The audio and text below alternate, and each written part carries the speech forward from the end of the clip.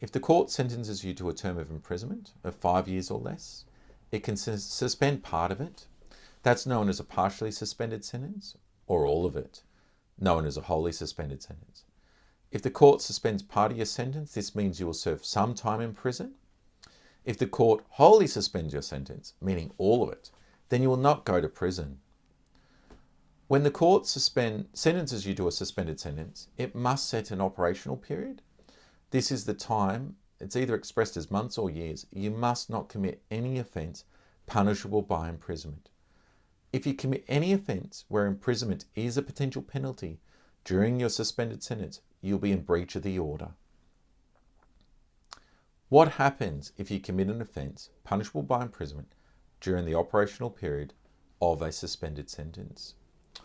If you commit any offence punishable by a term of imprisonment, you will breach your suspended sentence. If the court sentences you for breaching a suspended sentence, the starting point for the court is to order you to serve the whole of the balance of your suspended sentence in prison. The caveat for this is the court is not to make such an order if it would be unjust to do so. There are various factors the court must have regard to when deciding if it is unjust to order you to serve the balance of your suspended sentence in prison. And the law says when a court decides if it would be unjust to make you serve the balance of your suspended sentence in prison, it must take into consideration the following things. 1. Whether the new offence is trivial when considering the nature of the offence and the circumstances in which it was committed. The proportion between your culpability for the subsequent offence and the consequence of activating the whole of the suspended sentence imprisonment. Your antecedents and your criminal history. The prevalence of the original and breaching offences.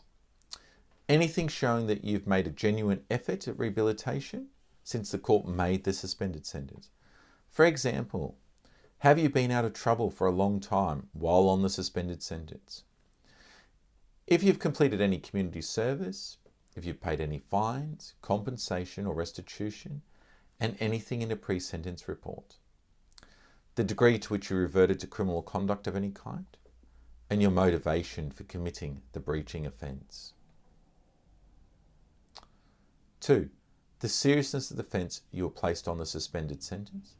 This includes any physical or emotional harm caused by you to a victim, any damages, injury or loss you caused as a consequence of committing the offence. 3.